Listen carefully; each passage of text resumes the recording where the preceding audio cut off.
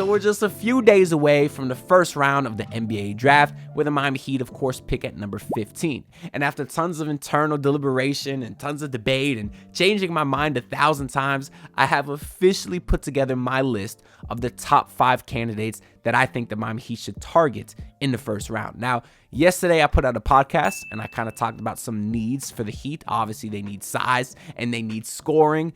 That makes it a bit difficult because most of the scoring is coming from your guards and most of the bigs aren't really great go-to scorers. And another thing that makes it difficult is there is so many variables of what this team might actually look like. We hope to see a completely revamped team. So does that mean that they trade Tyler Hero or Terry Rozier or Duncan Robinson, which is where a lot of their big money is tied up outside of Jimmy and Bam, of course? So we don't know, because if those guys are gone, their needs change. It's kind of tough to say. That's why I'm just going to say my 5 favorite prospects. Starting with number 5, I have Jared McCain is wet. Said it, I'm golden. Told you I'm shining. Had to break through. Plan perfect timing. Jared McCain, he's been mocked in a crazy range. I've seen him anywhere from like number 12 all the way to number 25. I've talked about him in a previous video, and I know a lot of Heat fans aren't big fans of his because he is a bit of a smaller guard. But he's a prospect I really like because he is a straight up bucket and his shot is wet. At his freshman season at Duke, he spent 1 year there. He played 32 minutes a night, averaged 14 points, 5 boards, 2 assists, shot 46% from the field, but 41% from 3 on 6 attempts. So just an elite shooter. And on top of that, he was an 89% free throw shooter. And some comparisons I've seen for him is like Emmanuel Quickley, Seth Curry, and also Bryn Forbes, who us Heat fans obviously hate for obvious reasons. But at 20 years old, he is a bit of a younger prospect, officially measured in at 6'2" with a 6'4" wingspan, and he's about 200 pounds. Now, he is an elite shooter in the pull-up transition game, sort of like Tyler Hero. He's also excellent off ball because he didn't really have the ball in his hands too much because Duke, of course, ran a lot of their offense through Filipowski, and they had a lot of nice other guards. But he's not just a three-point shooter. He's also really efficient in the mid-range, although it's on lower volume for now. But most importantly, the thing that I like best is he is elite at getting to his spots. And when a guy can get to his spots, that's a sign that he can really be a great scorer on any level.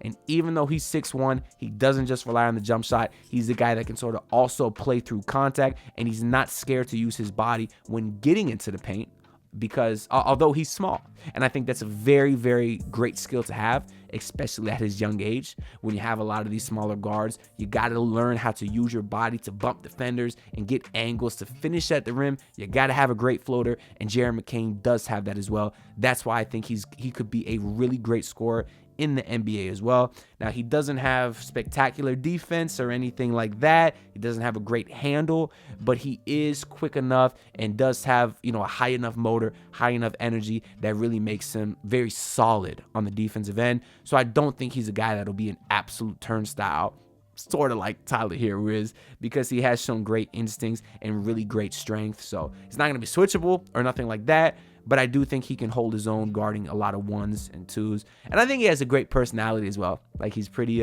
he's been great on some interviews, and he has the TikTok and everything. And I just think it'll be a guy that'll fit really nice in the locker room as well. So he kind of checks a lot of boxes for me. And that's why I'm a big fan of Jared McCain as my 5th favorite prospect.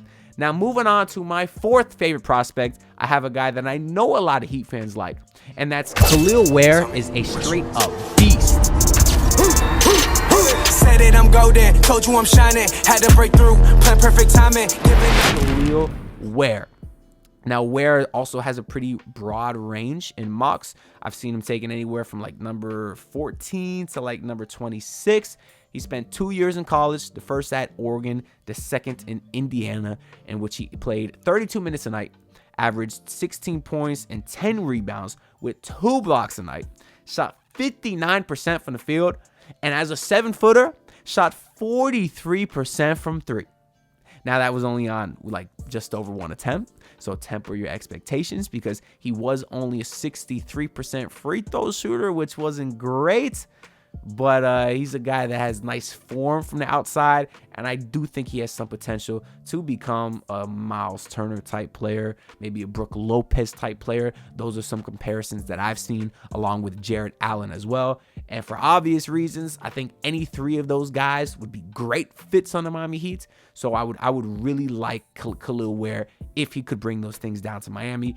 He is a younger player, to just turned 20 years old. I mentioned he was 7 foot, but he's got a 7'5" wingspan, weighs 230 pounds, so he does have legit size. And he uses that size and his elite athleticism to be a great rim protector. He is an amazing shot blocker, and the Heat, as is, have very little interior presence on the defensive end. So I do think that's a hole that he can sort of fill in there. And obviously the Heat aren't great rebounders either, but Kel'el Ware is a double-double machine. So those things, there's really no questions with at all. Athletic as hell, pick and lob, monster, great rebounder, all things that the Heat need. And on top of that, it looks like he can shoot too. I mean, he's got really, really great form on the shot. So obviously that's something you need from your big position, considering Jimmy and Bam aren't known as three-point shooters yet. I'm still waiting to see if Bam expands upon that three-point shot that he shown last year. But even if he does or doesn't, Kel'el Ware is a guy that I think could play next to Bam pretty well. Now, if you're watching this and you're saying, hey, this guy could rebound, block shots, shoot the 3, 7 foot, why the hell is he your 4th favorite prospect and not number 1? Well, that's because there's been a lot of rumors about his lack of a motor and lack of energy. And truthfully, he really doesn't seem like a Heat culture guy. I've read that he lets his offense affect his defense. Sometimes he takes like entire halves off. And that's just not something I like to see in the Heat system. Because one thing I like about the Heat is a lot of times they go after guys because of their mentality. And they know that when guys have a strong work ethic, that's how they turn them into a great player. If you have all the talent, but you don't want to work hard, there's not much you can do there. And I think it really limits, their potential a lot.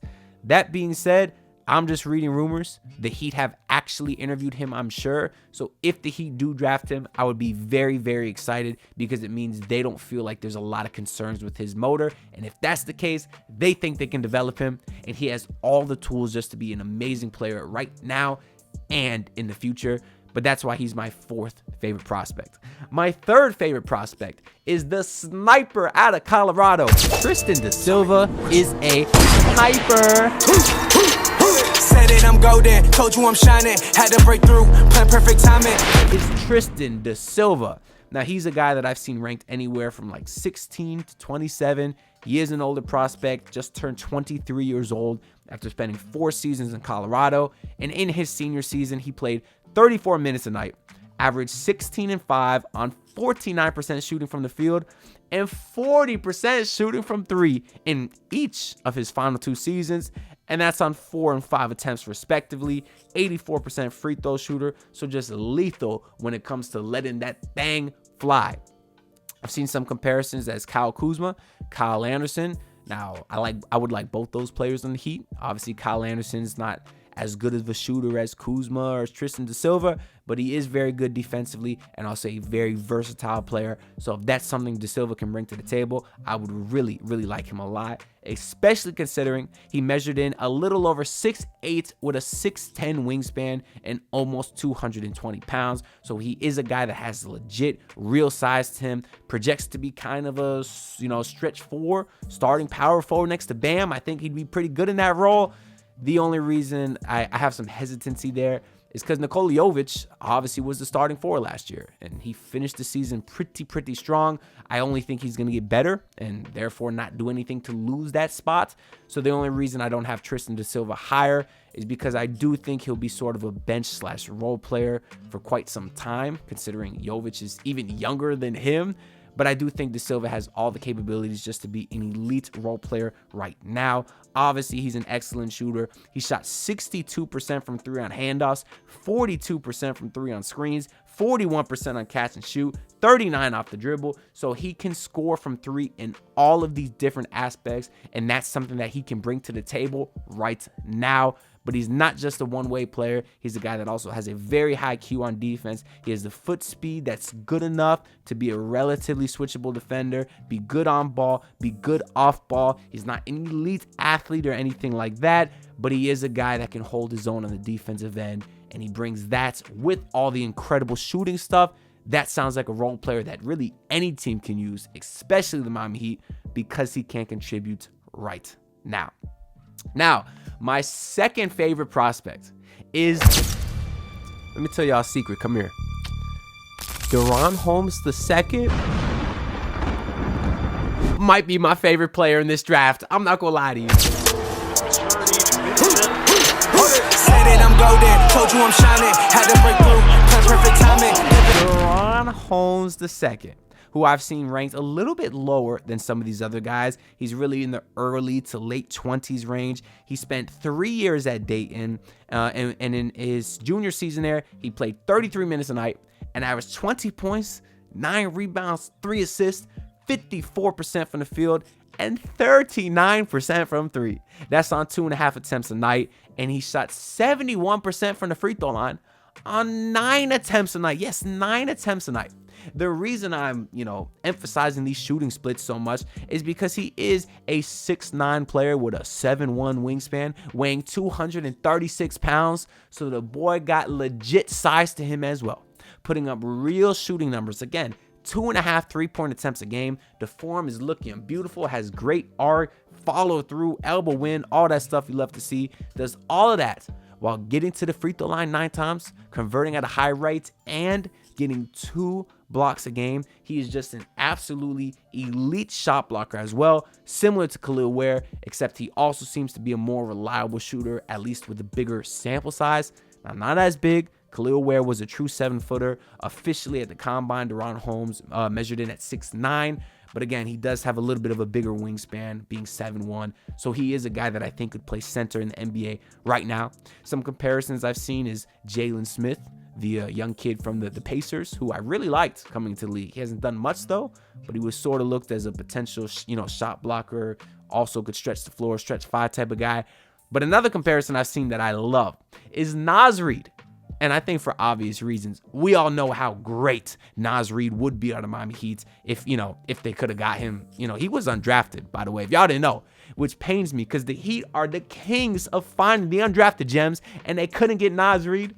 That part kind of sucks. But anyways, Daron Holmes, he's elite at the pick and roll and the pick and pop because of his athleticism and his shooting, of course. He converted 60% of his field goals at the rim, 60% of his shots were at the rim. So, let me not just make you think he's a stretch 5. He's the guy that can score inside. But of those 60% of his shots that came at the rim, he converted at a 67% clip. So he's an elite finisher inside, has great hands, and I think that's very important from the big man position. He's not a guy that has, great post footwork or anything like that, but it's 2025. Like, nobody posting up no more other than Kamehameha Jaquez Jr. But anyways, he is good enough in the post to sort of punish mismatches, so they're not just going to be able to. So, opposing teams can't just hide their worst defender on him because he will take advantage of them. And as far as defensively, he's a great switchy defender because he has the foot speed and the size. He's great in the pick and roll. I love what the Ringer gave their, they gave like a 1-word sentence to describe him, and they said he's a throwback big who can block shots and finish slobs with the benefit of modern switchability. That sounds exactly what the Miami Heat need, because they need a throwback big who is big for the sake of being big, meaning he could rebound and block shots. But in this modern system, and the way Spoelstra likes to switch his defenders and the way the Heat needs spacing, that's also what Daron Holmes provides. Great shot blocker. He should cut down on his turnovers a little bit. I think he had like a 2-to-2, or I guess that's 1-to-1 assist to turnover ratio. But again, he's not going to be a guy that has the ball in his hands a ton with the Miami Heat, but he will be a play finisher for a lot of our guards, and of course bring all the things of the defensive end that we just love. And for that reason, Daron Holmes is my second favorite prospect in the NBA draft. Now, my first favorite prospect that I want the Miami Heat to get in this draft is Isaiah Collier. Is a tank. Said it, I'm golden, told you I'm shining, had to break through, plan perfect timing. Isaiah Collier, who is an absolute tank. And he also has a very wide range of, where he could be drafted, as do the rest of these guys, just because it's such an up in the air draft. I've seen Isaiah Collier go anywhere from like 10 to like 20 pretty much. But I am a big fan of him coming out of USC, where he played 30 minutes a night in one season. Scored 16 points per game, got you 4 assists, finished 41% of his field goals, and only 34% from 3. That was on 3 attempts a game. That's sort of his biggest, concern is can he shoot? Because 34% isn't bad. It's not as bad as some of the guys like Nikola Topic or Ron Holland, but it's also not the great either. And he did shoot 6 free throw attempts a game and only knocked those down at 67%. But I do think he has potential to become one of these guys that I've seen comparisons for, like Jeff Teague, Eric Bledsoe, Colin Sexton, Tyreek Evans, and those guys are, I think, exactly someone that the Miami Heat could use. He's still young, so he doesn't quite fit the older prospect ideology that I like. He's only 19 years old. He'll turn 20 in October, though, and he officially measured in at 6'3" with a 6'5" wingspan and was only listed at 204. So he's not super big either. And again, every time I've talked about Isaiah Collier over the last month, I mentioned how hypocritical I sound because, he is young. There's shooting concerns. He's kind of small. All these things that I typically don't like in a prospect, but I just really, really believe in his potential because of things such as his frame. Although he is a little bit shorter, he is jacked, sort of like, we said Eric Bledsoe. He has the muscular frame to get into the paint at will. That is what he's elite at. And when he gets into paint, he could body through guys, or he has the craftiness to finish with all kinds of circus layups, and that is a very incredible skill to have at his young age. And the Heat need someone that can get into the paint because outside of Jimmy Butler and I guess Terry Rozier, they really don't have nobody to provide rim pressure or dribble penetration, and that is something that he is very, very good at. He's unstoppable downhill. He picks up the pace, and the Heat were one of the slowest teams in the league last year. He fixes that as well, and he also, we talked about his finishing in the paint. He's a very good facilitator once you get into the paint also. He's a guy that could sort of, find the shooters on the outside. He could find your Duncan Robinson. He could find your Bam Adebayo if he continues to spot up from the corner in 3. And you don't get a lot of those great looks without dribble penetration, and that's something that Isaiah Collier does provide. And I know there's the shooting concerns. His form is inconsistent, but at times it looks well. It's not as bad as, like, I've seen Devin Carter, in my opinion. Definitely not as bad as Nikola Topic, who sort of alligator arms it. And Isaiah Collier did shoot 37% from 3 off catch and shoots. And that's probably where the primary of his three-point looks would come from. So I do think that there is a lot of potential there. He is a below-the-rim guy, only had 6 dunks last season, so he's not super athletic or anything like that, but he does have good enough foot speed laterally and, of course, the frame and size to be an elite defender, and that is the part, maybe not the main reason, but part of the reason I am so high on him, because I think he could score in the NBA right now, but I do think he has the potential to be an absolute hound dog on defense, and that's something that the Miami Heat could obviously desperately use. So that's why Isaiah Collier is my favorite prospect. I guess I can name some honorable mentions. It's a good transition to talk about Devin Carter, who is known for his hound dog defense already, but his shooting concerns me a little bit more than Isaiah Collier. I know Devin Carter shot good his last season of college, but it was a smaller sample size compared to his previous 3 seasons that he spent at where is he at? Providence, I think. There's a lot to like about him too. The son of Anthony Carter, so he has that Heat culture in him. He's an elite rebounder for his size, although he is very small. He's only 6'3". But for one, it seems like he'll actually be gone before the Heat get there because he's been flying up the ranks. A lot of them have him top 10 now. But the shooting concerns are just too much for me to have him higher than some of these other guys on the list. I also like Yves Missy, who's probably my 3rd favorite big in the draft, behind Daron Holmes and Kel'el Ware. He's basically a Clint Capella mold to a T.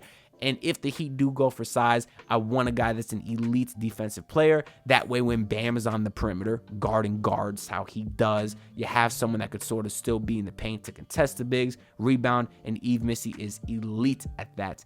Now, there's 2 guys who I think could potentially fall to the Heat, And if they do, you kind of have to take them. One of them is Rob Dillingham. I have a lot of concerns because of the size and everything like that, but he's just too good an offensive player to pass up on. And the other one is Dalton Knecht.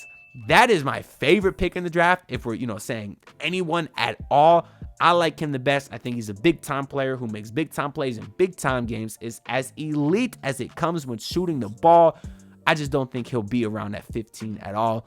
He's mostly ranked around 10, so there's a chance if some guys like Zach Edey, go higher and Knecht falls. I just don't think he'll make it there. But anyways, that's all I got to say for this video. So let me know, what do y'all think of my list? Do you like my top 5? And if not, who would you sub out? Who's your favorite prospects? Let me know down below. I will be reading all of the comments. Make sure to like the video and subscribe because I'm on my grind to hit 5K subs by the start of next season. And I'll see y'all next time. Peace out. Look, pull up in your city trying to get that dead face. Do it on my own, I don't need no dead weight. Had to kill him off, yeah, I need a head space. You know this homegrown bitch don't offend me.